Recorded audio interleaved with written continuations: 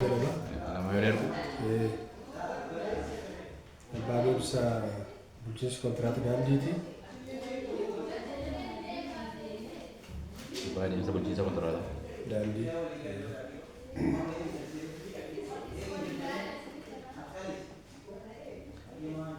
Daandii.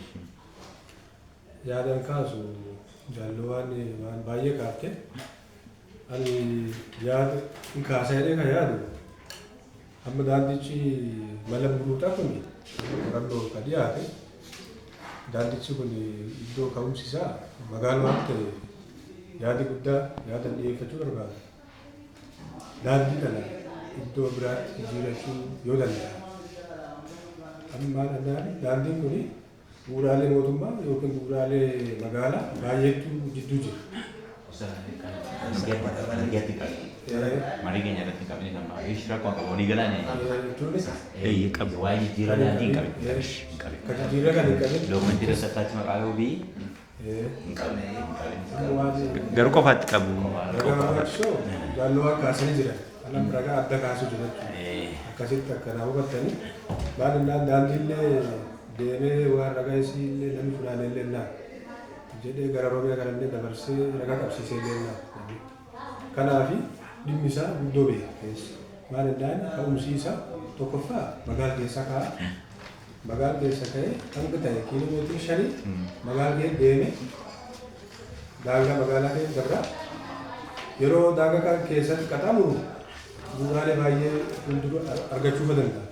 Amma dhiyootti warri misooma horii yookiin pooltirii yookiin katilfatanii iddoo sun ijaarratanii jiran.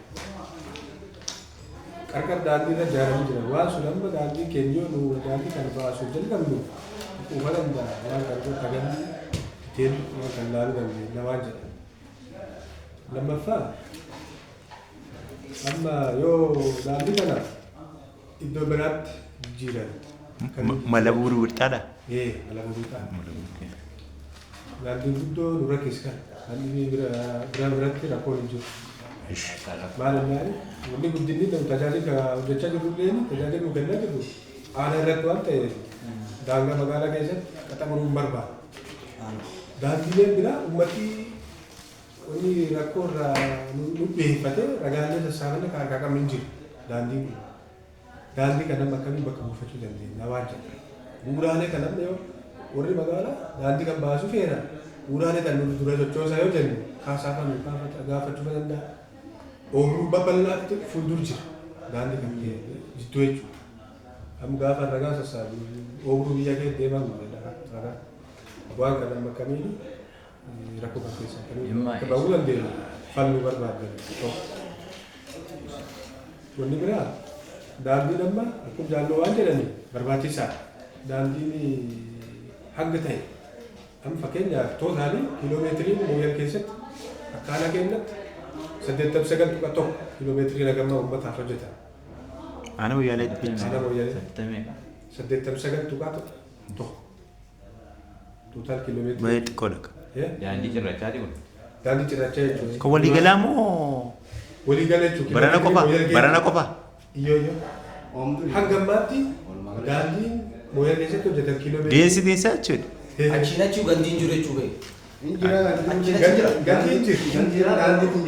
Gandiin jira daandiin hanga ammaa uummataaf hojjetame aanaa mooyyaa keessatti. Samaana istee naqi aan kiiloomeetirii qofa. Am daandii. Ganda ne qabu ganda baadiyyaa. Ganda baadiyyaa ne qabu. Ganda 17. 17 qabdu.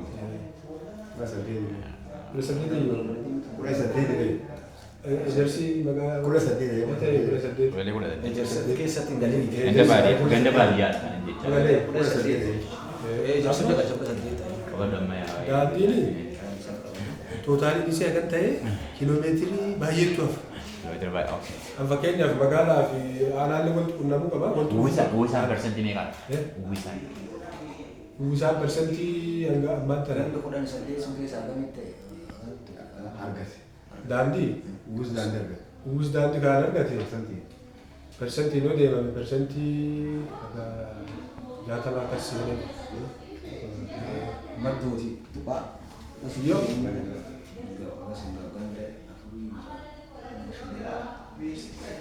Gandi suphaa mu jiru? Daandii hojjetan baaname. Hojjetame dhabeenya. Daandiin hojjetame baay'ee. Garuu daandiin sun deemee qabatee illee ni jira. Hojjetamee. Akkasuma kanaaf to'ataan wanti kaasu jira. Kiiloomeetira 89 sun keessa daandiin dhabamee illee ni jira.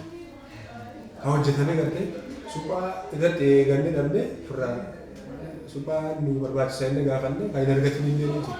Fakkeenyaaf walladii mateessoo daandiin sun tootaan hin jiru. Konkolaataa tokkollee bahuu hin danda'a. Motorollee hin deemu. Lammaffaa daandiin hafuuraa tuqaa sulleen sadarkuun banaa deemu jira. Warreedii hammaata jira daandiin sulleen kiiloomeetira 6 kiiloomeetira. Bokkoola irraa gara tuqaa deemu. Daandii keessa sun. Daandiin sullee sadarkaa hammaataa jira.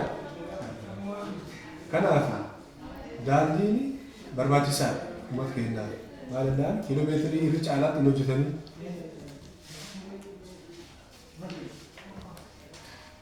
Amma waggaa kanatti tootaalii yoo ilaallu suphaan kan gaggeeffame gara kiiloomeetirii 40 gaggeeffamee jira. 42 kiiloomeetirii hojjetamee jira waggaa kana. Suphaa jechuun waggaa kana taasisee wagguun kanatti taasise. Wagguun kana irratti taasisee kiiloomeetira 42 waggaa kanatti hojjetame. Takkiin hojjetame naannoo suphaa. Sakkaana keenyatti jechuun. Aduun hojjetamee waggaa dheeraaf ture. Amma kiiloomeetirii 42 bakkanatti hojjetame. Garuu daandiin cuftinuu suphaa barbaada. Yoo danda'ame irra gahuu qabna jechuudha. Kanaaf barbaachisummaa irratti itti amana. Akka waajjiratti nullee xiyyeeffannee ragaa sassaabnee ragaa wal keeyyannee illee jira. Qaamni miilaan biratti dabarsinaa illee daandii amma fakkeenyaaf daandii hafuura tuqaa yoo keessummaan kan dhufte akkuma keessan dhufte qorannoo gaggeessitee deemtee jirti. Sun dabarsinee jirra jechuudha. Akkasii jira galatooma.